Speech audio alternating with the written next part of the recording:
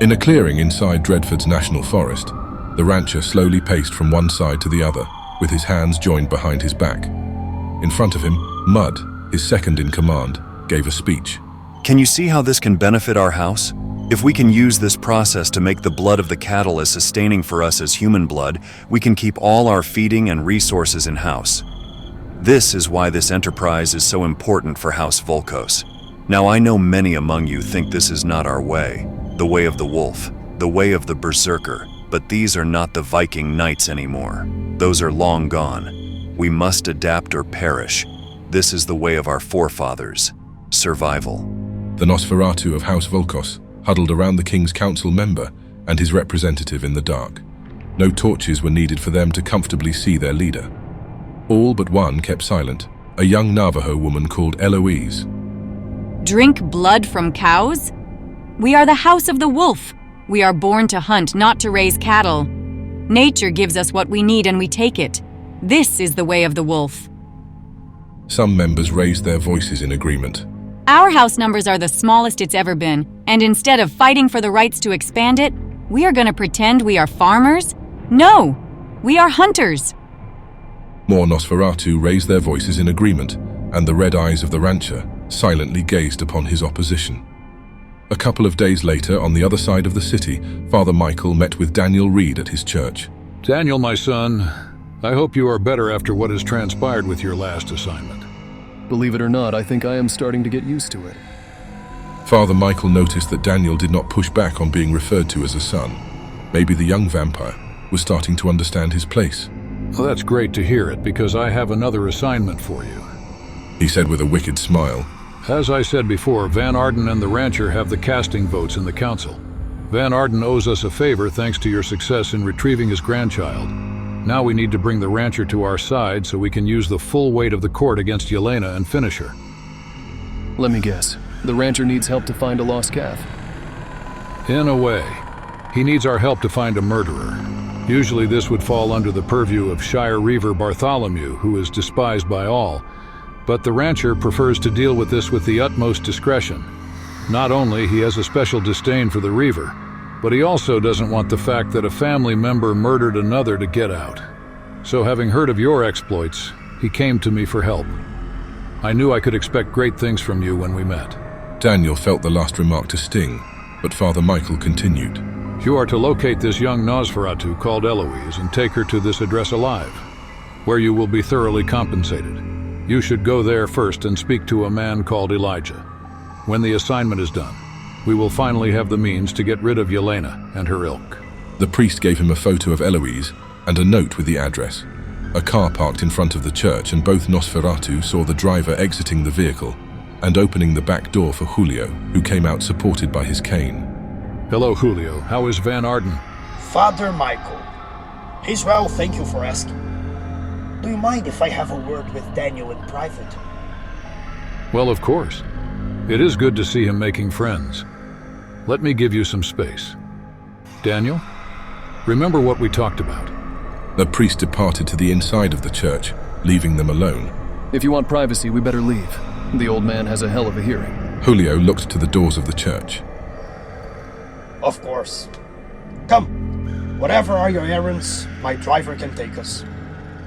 Daniel was puzzled by the choice of words, but followed Julio into the vehicle. The driver opened the doors for them, made way to his seat, and they departed into the night. Thank you for the opportunity, Daniel. First of all, here, your commission. Van Arden sends his regards. Daniel thanked him and put the pouch away inside his trench coat. Now on a more personal note, I'd like to thank you for your help in saving Christina. I do not know what I would do if I had lost her. She's the love of my life, and I sacrificed so much for her. So in a way, you did not just save her, you saved me as well. In light of these events, I want to put myself and my resources at your disposal, whatever you need. You don't owe me anything, Julio. I did what any decent human being would. Yes, but we are no longer human.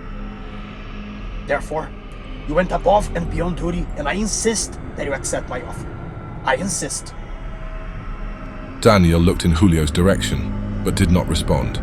He shifted in his seat and gave the note with the address to the driver. This is where we need to go. Julio smiled in response. The driver took note of the address and answered affirmatively. Daniel explained the assignment as they drove through the city.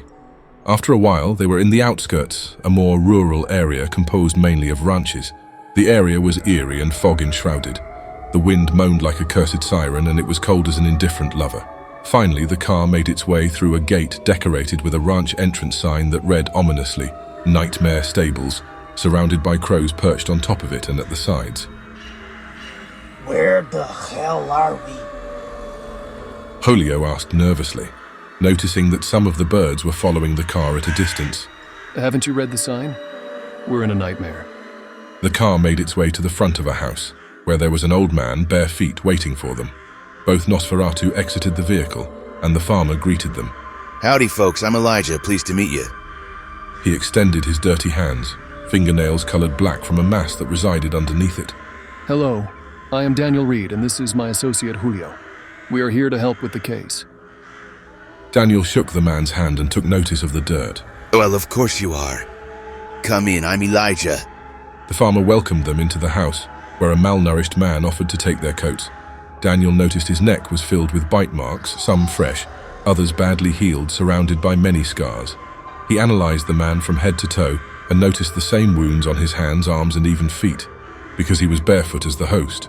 Oh, I see you noticed, Jacob. If you want anything to drink, just tell him and he will oblige. Jacob started to offer his neck, but Daniel and Julio were quick to refuse with hand gestures and head movements. No thank you, it won't be necessary. Well, you wouldn't mind if I took a sip myself, would you? Elijah smiled in a wicked manner. His fangs grew, and he was ready to bite Jacob when Daniel interfered.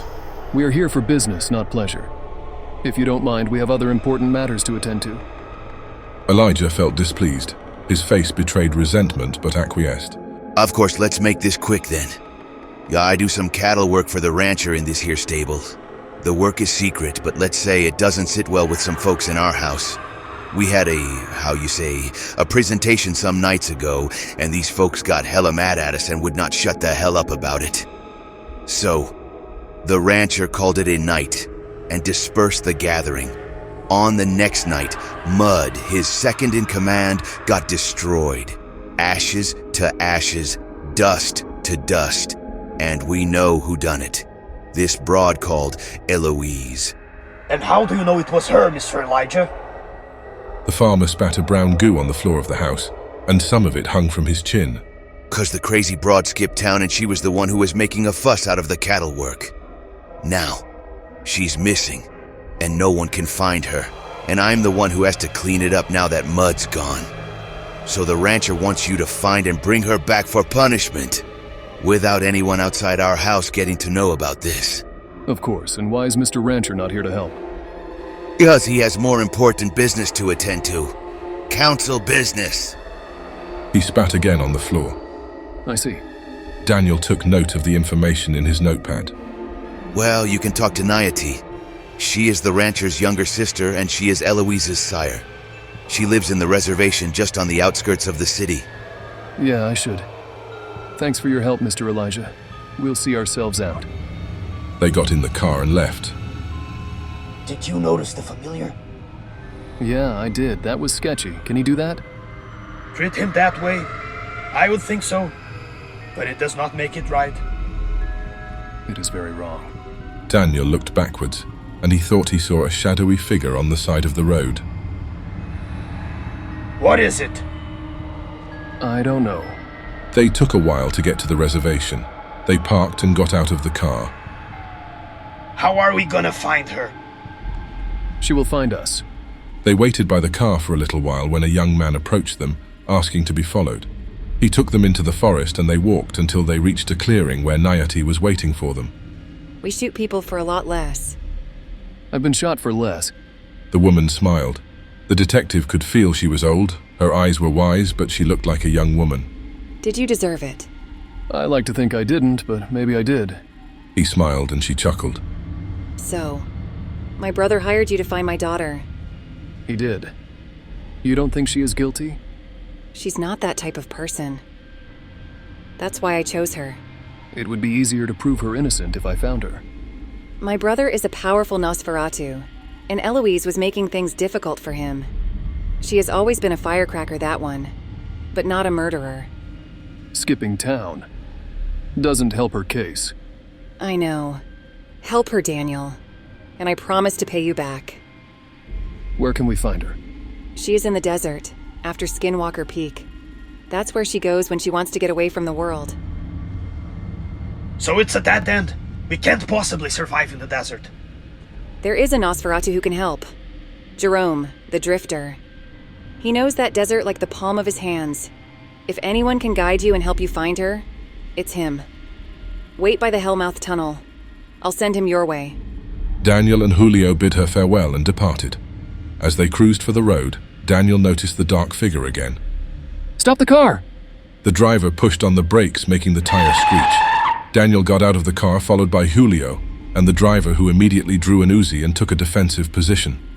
Quiet steps could be heard until the dark figure of a man stepped into the lights of the car. Dust lifted from the ground and the place was dead quiet. Not a cricket could be heard. Daniel drew his stake and Julio lifted his cane. Who are you and why do you follow us? The figure stepped in their direction, and the headlights revealed a Native American man wearing leather boots, vest and pants made of jeans. He carried a hunting bow in his hand and arrows on his back. My name is Cochise and you are Daniel Reed. We are enemies. I don't know you. How can we be enemies? I work with Yelena. Silence hung for a moment. What does she want? She wants you to know that your eternity is at risk, that you are working for the wrong people. Thanks, but I choose who to work for. Choose wisely. Start by leaving Eloise alone. Why would I do that? She's innocent. How would you know? Did you kill Mud? Of course not. My father lost his way, but I would never kill one of ours because of politics. I believe you, but I have a job to do anyway. If she is innocent, we will help her prove it. But I don't believe you. Cochise drew an arrow and fired against Daniel Reed in a lightning motion, too fast for him to realize he needed to dodge. The arrow flew with a whistle, landing on his heart. The detective fell to the ground, paralyzed. With blurry vision, he saw a scuffle and heard shots fired. Julio reached him, trying to take the arrow off, but it broke, leaving the point inside Daniel, making it almost impossible to remove. Cochise endured the shots from the Uzi and in a swift motion cut the throat of Julio's driver with a hatchet. The man fell to the ground, and Cochise was coming for Julio. He drew another arrow and pointed to the magician's back, where his heart would be as well. Maybe Yelena can put some sense into you both. Julio turned, pointing his cane to his attacker, and his clothes were set on fire. The archer dropped to the ground rolling, giving time for Julio to put Daniel in the car and leave. After the fire was put out, Cochise stood up. Amazingly, his body was scorched, but he resisted the fire, unlike other vampires. He saw the car disappearing into the darkness, one thought alone in his mind. This was far from over. Julio drove as fast as he could. The body of Daniel Reed laid inert in the back seat of the car like a corpse. If the cops stopped him, it would be very hard to explain the dead body. For his luck, the outskirts were deserted, and he soon got to the tunnel. There he saw a man with long blonde hair wearing a grimy white shirt, underneath a trench coat with a bag at his side that hung from his shoulders. He wore aviator glasses and looked very rough. He approached the car as Julio parked it. Are you Daniel Reed? The blonde man asked when Julio exited the car. No, but I have him with me. Please help. The man made his way and helped Julio take Daniel out of the car. What happened? Another vampire shot an arrow through his heart. I tried to remove it, but the tip got stuck. Jerome ripped Daniel's shirt, and his hand turned into claws. He used them to cut to the detective's heart and removed the metal tip of the arrow. Daniel rose screaming, his wound still open. Jerome offered him a canteen, and the detective started to drink as soon as he felt the smell coming from it. The blood nurtured his dead body and filled it with stolen life. While he drank, the wound healed supernaturally. Jerome stood, giving the detective some space. Daniel stood up and cleaned himself the best he could. Are you okay? Yeah, sure. Jerome laughed a little and asked, So, you are looking for Eloise?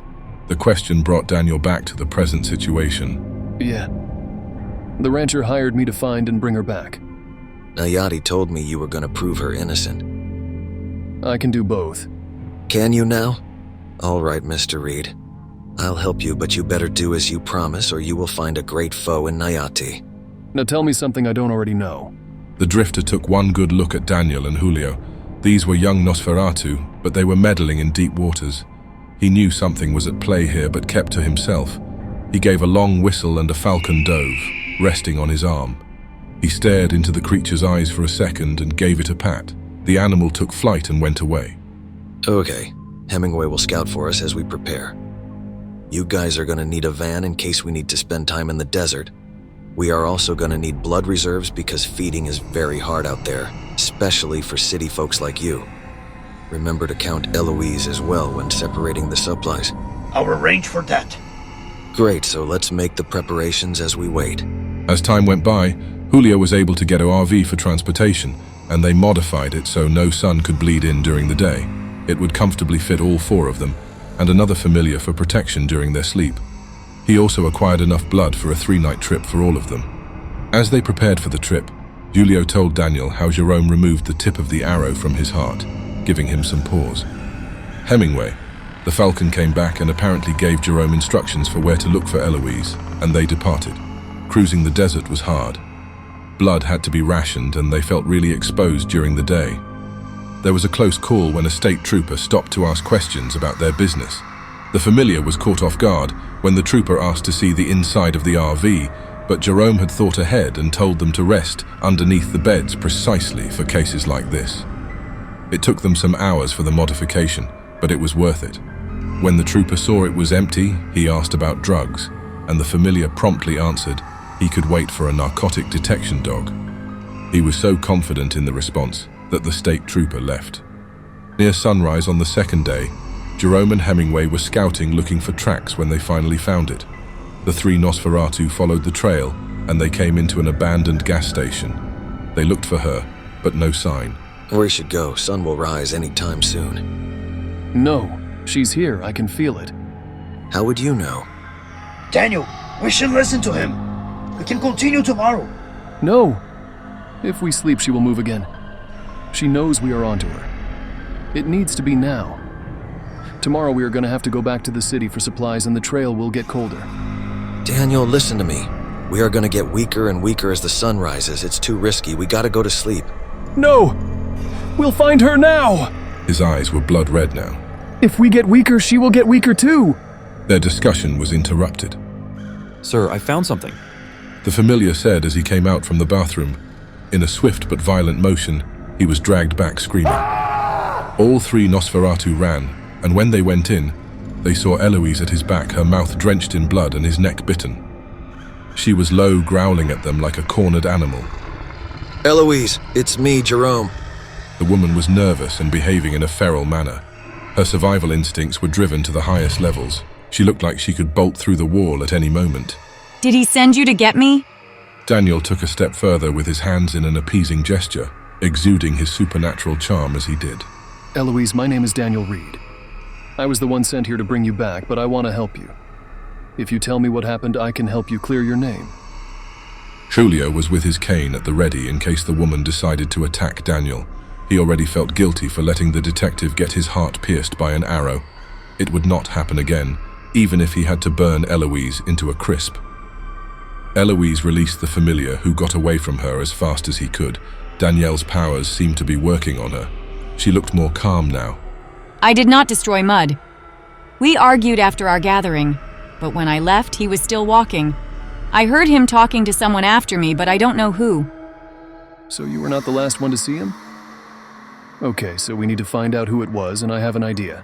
Please, come back with us. Are you mad? I am going to be destroyed as soon as I return, and for a crime I did not commit. Eloise, if you get away from us, others will be sent after you. It is either solving this by running forever, dying, or giving me the opportunity to clear your name. The woman was confused. She didn't trust that the rancher would give her a fair chance, but at the same time she trusted Daniel, and she did not know why. She looked at Jerome, and Nayati always trusted him. She was so confused. Maybe she could get to another city. It was so close. But what if the Marcus sent for her in the name of the Reaver? Daniel's words were making more and more sense. Okay, Daniel. I can't run forever. They got back into the RV shortly before the sun rose. The familiar refilled the vehicle with gasoline they brought along, and they departed back to the city.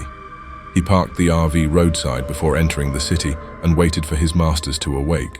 When they did, they fed and made the preparations for the meeting at the Nightmare Stables. They were the last ones to arrive at the appointed place.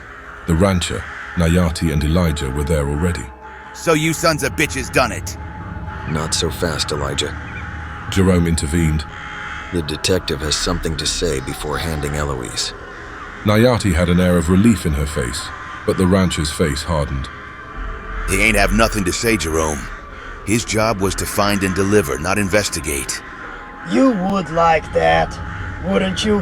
What's that supposed to mean, boy? It means you did it, Elijah. You have no proof. Not with me, but you have. When we met, I noticed you had a black mass accumulated in your nails. I thought none of it, and chalk it down to extremely bad hygiene. But soon I found out that many of your house can grow your hands into claws. Eloise also told me that she can't, and that she was not the last person to see Mud walking. And you? Well, you inherited his position.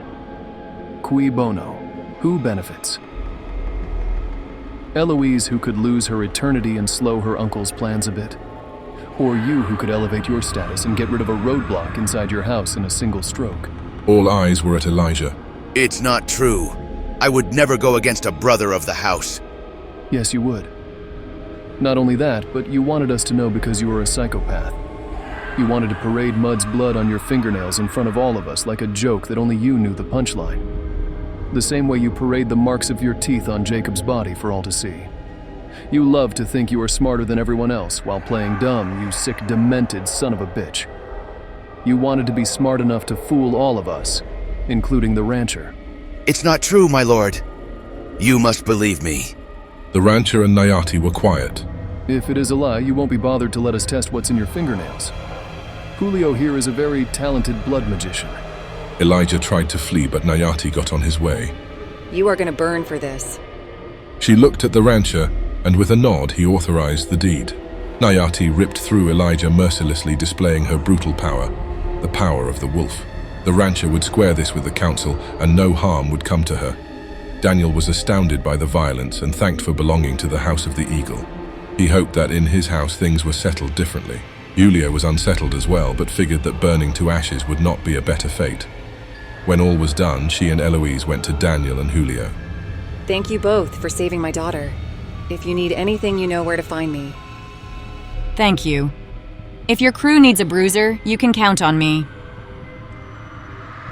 I think we could use a bruiser, Daniel. Yes, I think we can work something out. They left the Nightmare Stables under the vigilant gaze of Koshisa. Jerome walked up to him and stood by his side. You are going to leave him alone now? No, Yelena has plans for them.